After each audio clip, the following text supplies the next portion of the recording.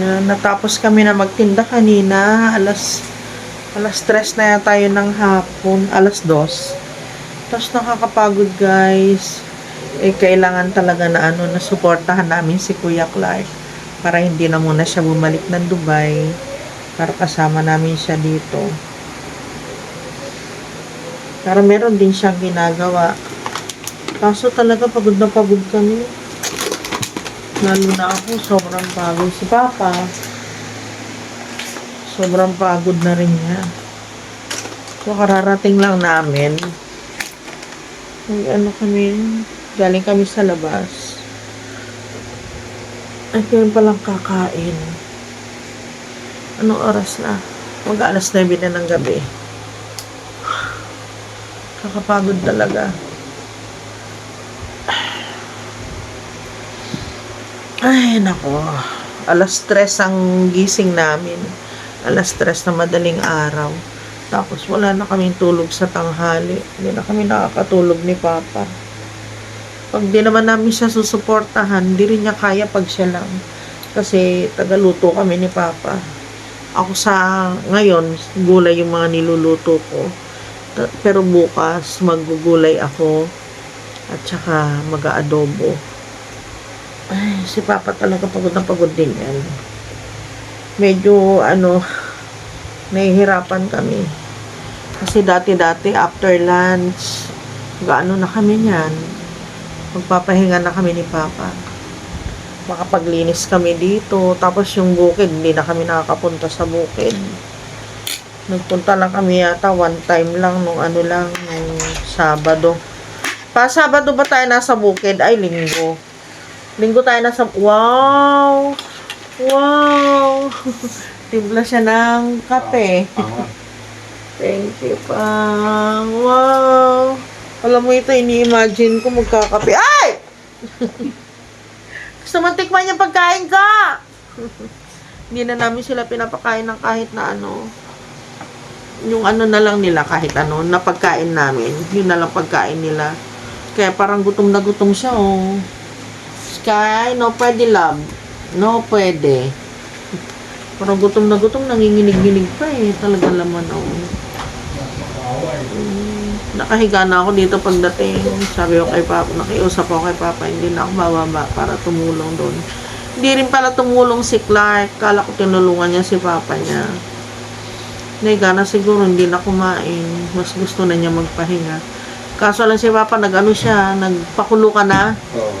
Okay na, tapos na. Kulo ko lang, tapos tayo ko. Alam niyo, minsan hindi na namin nahugasan yung plato namin. Hindi na kami nakakapaghugas ng plato pagkakain. Minsan hindi na rin ako nakakapag-toothbrush. Parang gusto ko nang itulog, ihiga. Imagine mo, alas 3 na madaling araw gising na kami. Tapos magluluto. Ay, hindi pwede. Hindi kita bibigyan. Wag na ha, bad na sa iyon. Kakasakit na kayo. Buti naman may malamig pa. Kain tayo guys. Inano talaga ako. Gusto ko na matulog. Oh, ba't andun yun? Itutulog ko na sana hali. Diretso na. Antok na ako. Hindi na kami nakakatulog ng tanghali. Parang masyado kaming nahagard. Hindi na nakapahinga. Parang yung tulog na lang namin pag kailangan halikwan. Alas 10 pa kami natutulog. Humihiga. 10, 11, 12, 1, 2, 3, 5 hours na lang. Hindi naman pag higa mo ng 10, di ka naman makatulog ka agad. Baka magkasakit tayo nito. Hindi pwede, Sky. Naantok na talaga ako. Good morning, guys. Oy, andito pa si Kuya Clark.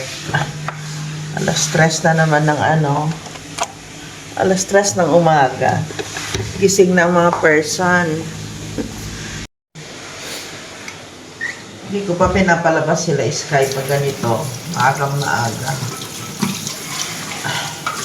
Kasi pag nasa loob sila, nakakatulog pa. Pag lumabas na sila, wala na.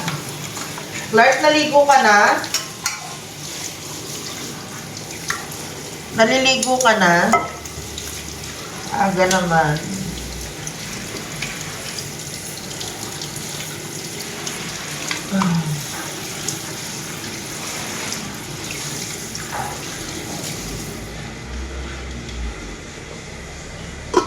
Baon na ako ng kape ko sa labas. Kasi sumasakit yung sikmura ko sa umaga sa sobrang lamig.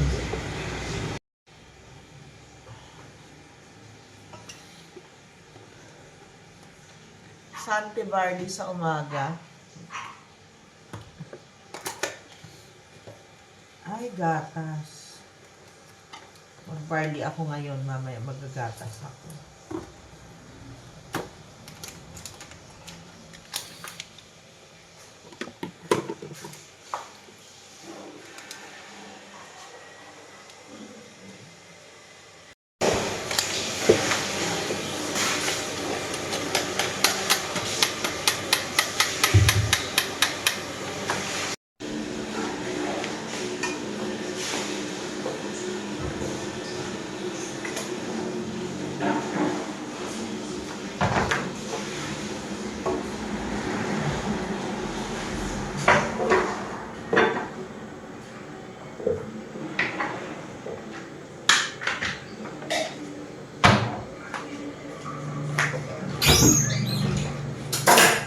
Yung nakapasok na dala ito. Saan? Ay, nilagaan sa ganyan. Wala. Saan siya dumaan? Pagpatugtog dito, baka nagbukas ng bintana. Saan? Saan siya dumaan? Ewan ko. Ah, malakas yung ano ng tubig, ano? May nakalabas ng ano? Pata? Ha?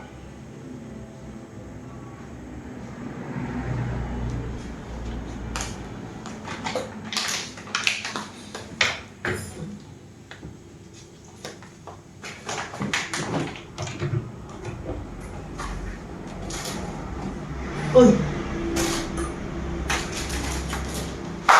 Hey!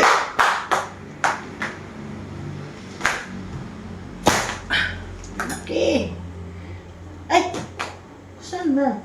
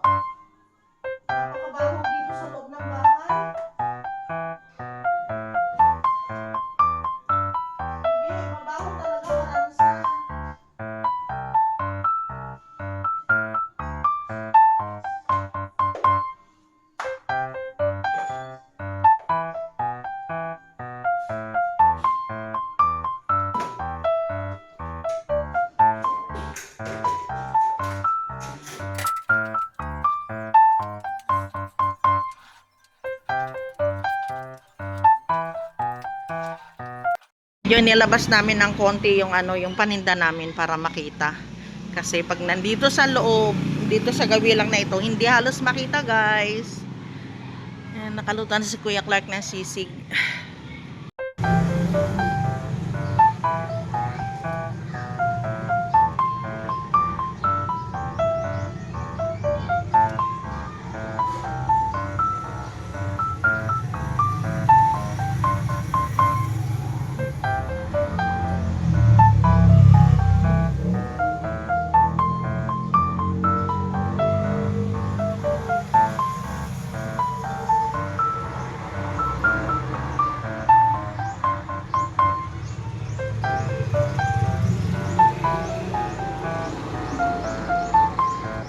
Salamat sa ano, namakyaw ng aming ulam. Thank you so much.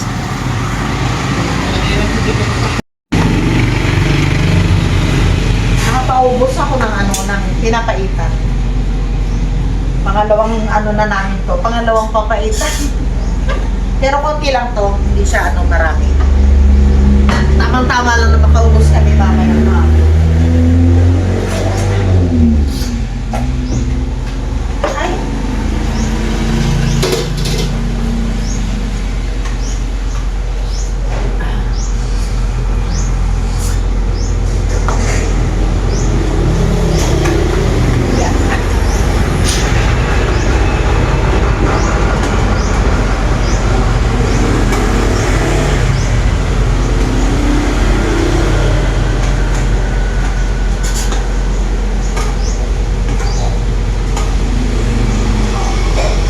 Mabili itong ano namin, yung ulam namin ngayon.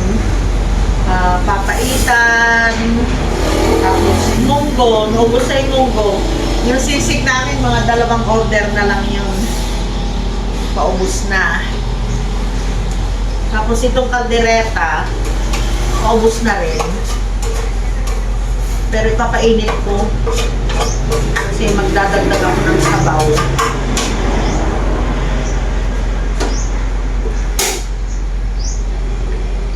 Katatawag lang ni Ate Cheng. Mga kaganapan na naman sa buhay ng mga hindi inaasahan. Papainit ako. Pero itong pera, nalagay ko dito.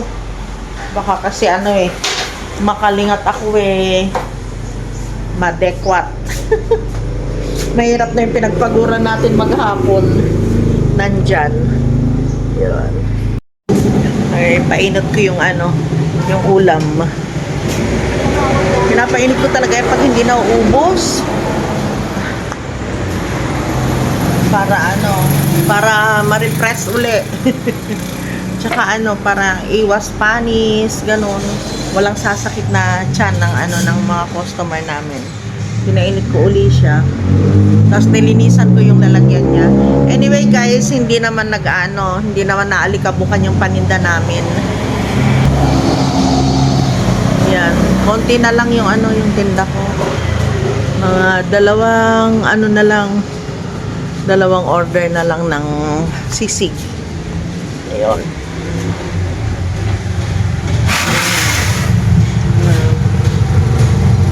Tapos ito, 3 order na lang. Yung munggo wala na. Oh, may huling bumili. Bibigay ko na sana lahat Sobrang dami na yung ano, naibigay ko sa kanya. Yan na lang guys. Good morning guys. Ito na si Papa. Nakaluto na siya ng ano, ng papaitan. Yan. Tapos si Kuya Clark, yung itlog. Luto na rin. Itlog din namin nilaga para sa ano. Gusto mo na itlog?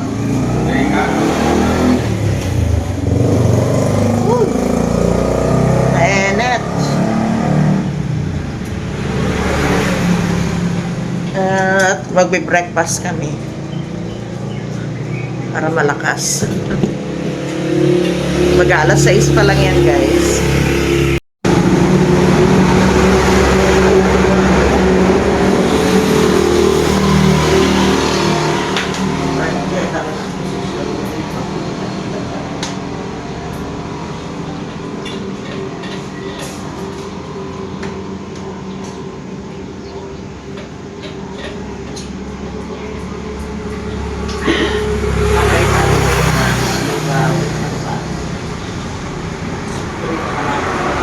Dagdagan mo naman sa akin.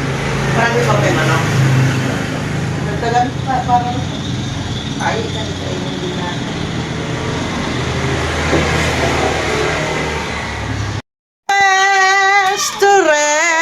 To rest. Ay, naku, sa wakas, magpapahinga na rin kami. Alam nyo ba, guys? Ang aga-aga naming natapos today. Opo, today is Friday at natapos kami ng 1:00. Buti na lang may mga bagets na nagsipagkainan dito kanina. Naubos pati yung pinapaitan namin na said, pati yung sabaw. Said na said. Hi, thank you po sa lahat ng kumain sa amin ngayon, sa aming canteen, yun. Ewan ko kung dito, papakita ko na lang dito yung yung mga niluto namin. Grabe. Konti lang niluto namin dahil Friday, half day yung ibang mga estudyante. Kaya konti lang niluto namin. Pero, kahit na konti, nagdagdag na naman kami. Nagluto ako ng longganisa. Grabe. Buti na lang. Nakakatawa kasi pag yung umaga parang natamad ka na pero alam nyo guys, parang na yung katawan namin nila Papa. Parang nasasanay na unti-unti, nasasanay. Ganun lang, enjoy na lang. Ini-enjoy na lang naming tatlo. Pag nakaluto na kami, excited na kami. Pag merong bibili, nakakatawa. Ganon, tong-tuwa kami pag yung nakakalahati na. Tapos ang maganda nito guys, ang ginagawa namin, si Papa yung naglilista ng mga expenses namin. Tapos, si Kuya Clark yung opening, siya lahat, inaayos niya lahat doon. Tapos ako naman, ako na yung magsiserve. Pero, nandun pa rin ako sa umaga sa opening. Nandun pa rin ako kasi kailangan silang alalayan. Kung ano yung mga kailangan, kung ano yung dapat na lutuin. Sa gabi pa lang, hinahanda na namin. Para sa umaga, alam na namin kung ano yung mga lulutuin namin. Hindi na kami nangangapa. Tapos yung mga karne, dinidipros na namin sa gabi. Ganon. Mamamalengke sila ng hapon. Tapos, ipipreser namin pagdating nila. Tapos, ilalabas na naman namin mga 9, 10 ng gabi. Ilalabas na naman namin, matigas na yon. Tapos, sa umaga, yun na. Yun yung lulutuin namin para fresh lagi, guys, yung aming yung aming mga karne. Yun! Kaya nakakatuwa, meron na kami mga customer na mga, kahit pa isa-isa, bumabalik sila. Nagustuhan nila yung mga luto namin. Tapos, meron naman yung iba, ang gustong-gusto nila yung pinapaitan. Meron naman, pero maraming bumabalik, ang gusto nila yung sisig. Kaya lang ngayong araw na ito, sinubukan namin ni Kuya Clark. Hindi siya nagsisig ngayon. Ang niluto niya ngayon ay dinakdakan. Yung dinakdakan, guys, suka lang yun. At saka, suka, sibuyas, luya. Yun. Pero konti lang yung luya na nilalagay namin sa dinakdakan namin kasi yung iba ayaw nila. So, yun guys, nakakatuwa. Pati yung lugaw namin, sold out. Naubos lahat. Marami na rin yung naghahanap dito, nagtatanong, nagsusubok. Pero yung mga nakasubok na noon, bumabalik sila. Yun ang nakakatuwa, guys. Si Kuya Clark kanina nakatulog na siya. So, napalitan na naman yung mga pagod. Nakapahinga ng maaga. Maaga dito si Mama. Saka si Papa. Maaga kami dito. Tapos si Papa, ayan. Na rin, magre-ready na rin. Magre-relax naman kami.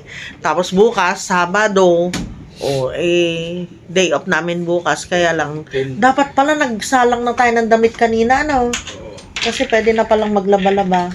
Yun. Bukas laba, linis naman ng bahay, ganun. Pero ako magpapahinga talaga ako. Promise. Hindi ako lalabas ng bahay. Ay! Mo! So, yun na guys. Yun. Basta magpapaalam na kami. And thank you. Maraming salamat po sa mga sa mga kumain sa aming munting kantin. Ayan. At sa Lunes, ang lulutuin namin ay yun pa rin, sisig kasi everyday talaga yun, hindi nawawala ang sisig sa amin, lechong kawali, talagang gustong-gusto nila, sisig, lechong kawali, papaitan, everyday na talaga yun. Meron kaming mga maidadagdag na menu sa susunod na linggo. So yun, abang-abangan na lang ninyo sa mga, lalo na yung mga taga rito sa amin. So yun guys, thank you so much for watching. Hi Cheng! At sa kanyang mga girlfriends dyan sa Dubai, mga kaibigan niya. Ayan na naman kayo. Sa mga friends na lang ni Ate Cheng, hello sa inyo. Yan. Kay Antot. Hi, Antot. Ay, oo nga pala sa akin, Nadine. Yan, hello sa inyong lahat. Salamat sa pagsuporta din. Ay, pagsuporta yon sa panonood ninyo sa amin. Yun, kitang-kita na ninyo yung buhay namin dito sa Pilipinas. Yun ang talagang ginagawa namin everyday. At ganyan sa mga kabisihan din namin sa nagsisimula pa lang na, na tindahan ni Kuya Clark. So, ayun guys, sana matuto na rin si Kuya Clark para makapag-solo na rin siya ng ng pagtitinda. Siyempre, hindi naman kaagad-agad. Yun, hahaba na naman yung sinasabi ko. Okay guys, good night, good night, good night, good night sa inyong lahat.